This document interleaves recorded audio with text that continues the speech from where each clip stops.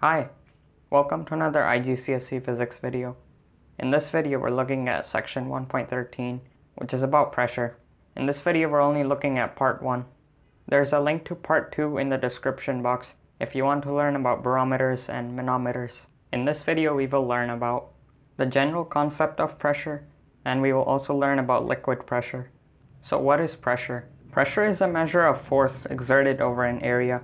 So let's say that you had a flat ground, which could represent our area, and we placed an object that had a mass of 100 kilograms. We can find the amount of force that is being exerted by the weight of the object on the ground. So we know that weight is equal to the mass times the gravitational constant in which the object is placed. So our weight would equal to 100 kilograms times the gravitational constant, which would be 10 meters per second squared if you're placing this object on Earth.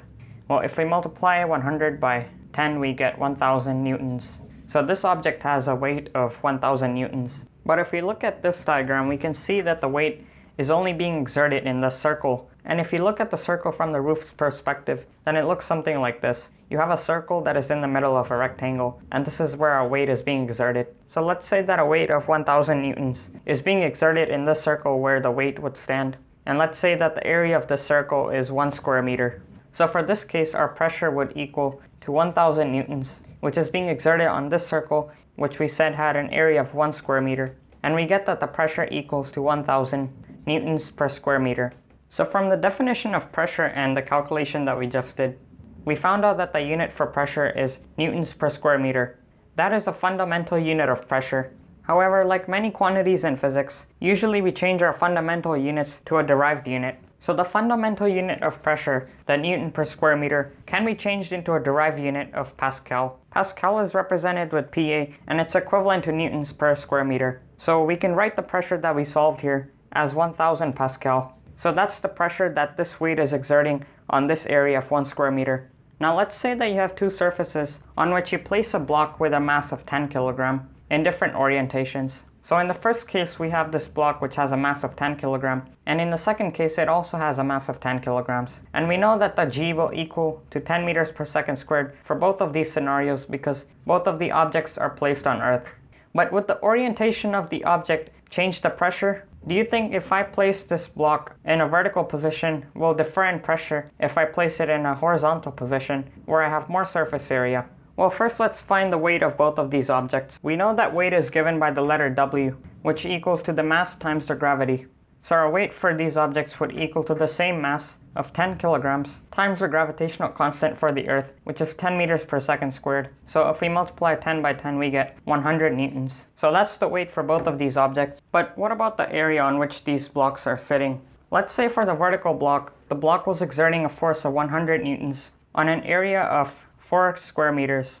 And let's say in the horizontal position, the area was 20 square meters. We know that the force exerted by the blocks on some area is given by the force over the area of the object. So the pressure in the first case would equal to the common force or the weight, which is 100 newtons, over the area of 4 square meters in the first case. And for the second case, our force was the same 100 newtons, but the area was 20 square meters. So in the first case, our pressure would be 100 newtons over 4 square meters. So 100 over 4 is 25, and our units would be newtons per square meter. For the second one, we get 100 over 20, and that will be 5 newtons per square meter. And we know that the units for pressure can be changed to Pascal. So instead of 25 newtons per square meter, we can write 25 Pascal. And here we can write 5 Pascal. So from the calculations, we can see that the area on which the force is being exerted does indeed change the pressure of the object on the ground. So in the first case, we had a smaller area, which provided us with a greater pressure. And in the second case, we had more area, which provided us with lower pressure. So we learned that when you increase the area, the pressure goes down. And if you decrease the area, the pressure goes up. So it's an inverse relationship. But on the other hand, if you were to place an object with a greater weight, then the pressure would be greater. So if you were to increase the force, then the pressure would also increase. And if you decrease the force, then the pressure would also decrease. So the changes in force are directly proportional to the changes in pressure, but the changes in area are inversely proportional to pressure. Now let's talk about liquid pressure. Pressure of liquids is measured in a different way. Pressure in liquids is density times the gravity times the height of the liquid. In the first few sections of Block 1, we learned that density is a measure of how concentrated matter is. And we know that the units of density are kilogram per meter cube. We know that gravity is the gravitational constant of the planet or whatever satellite you're having the object placed on. And the height is the height of the liquid, or the depth of the liquid if you're talking about depth. We know that gravity is measured in meters per second squared, and the height is measured in meters. So let's multiply these units and see what we come up with. So we get kilogram times meter times another meter over meter cube times second squared. So if we multiply all the units of density, gravity, and height, we get kilogram meter over meter cube times second squared. So let's simplify these units more. So we get kilogram meter squared, because meter times meter is meter squared, over meter cubed times the second squared. And we can simplify this to kilogram meter over meter squared second squared. And our next step would equal to 1 over meter squared. So we can take out the fraction times the kilogram meter per second squared. So now I can see that this is the unit of force or weight. So we can say that pressure equals to weight or the force. And since it's 1 over meter squared here, this is 1 over area. So 1 over area times the weight is simply the weight over the area.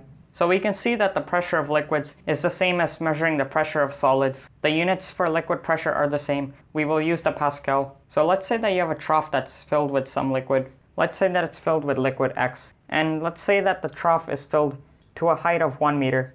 Let's say that the total mass of the liquid that's filled in this trough is 20 kilograms. And let's say that the volume is also 20 cubic meters. And let's say that this trough is on Earth. So the gravitational field constant will be 10 meters per second squared. So the question we can ask ourselves is, what is the pressure of the liquid that is being placed on the surface? Well, we can find the pressure using the formula density times the gravitational constant times the height. This is the Greek letter rho, which is density. So what is the density of this liquid? Well, let's look at the things that are required to find density of a liquid. So we're given that this liquid has a mass of 20 kilograms and it has a volume of 20 cubic meters. So we know that density is the mass over the volume of the liquid. So we can find density in this case. So the density represented by the letter rho would equal to the mass, which is 20 kilograms, over the volume, which is 20 cubic meters. So 20 over 20 is 1. So our density for this liquid, the liquid X, would equal to 1 kilogram per meter cube. We already know what the gravitational constant is since it's on Earth, so it's 10 meters per second squared.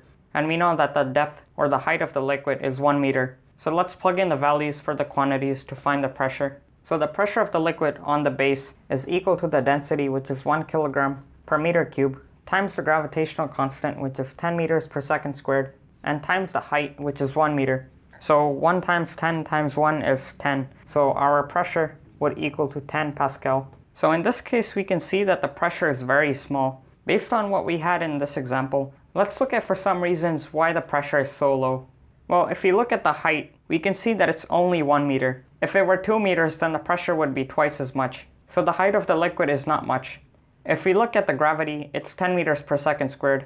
But we can increase the pressure if you go to a more dense planet with a greater gravitational constant. So if you were to conduct this experiment on Jupiter somehow, then you'd get a much higher pressure than 10 Pascal. And if we look at the density, we can see that the mass of 20 kilograms for this liquid occupies a volume of 20 cubic meters. That's a very low density, so that also impacts the pressure. Let's look at some alternative values. So let's say that you quadruple the height of the liquid. Quadrupling the height of the liquid means that you're multiplying the density and the gravity of the liquid with a factor of 4. Since we have 4 times as much height, our pressure will also be quadrupled. And so the quadrupled pressure would be 10 times 4 Pascal, which would give us 40 Pascal. Another way you can increase the pressure is by using a liquid that has greater density. So let's say that you picked a density that was 100 times as much as this liquid. Well, from the formula we know that if you replace this liquid with a liquid whose density is 100 times as much, then the pressure will also be 100 times as much. And 100 times the 10 Pascal in the first scenario will give us a pressure of 1000 Pascal. And this is it for section 1.13, part 1. There's a link to part 2 in the description if you want to learn about barometers and manometers. Leave a like if you found this video helpful and subscribe for more videos in the future. And I'll see you in the next video. Thanks for watching.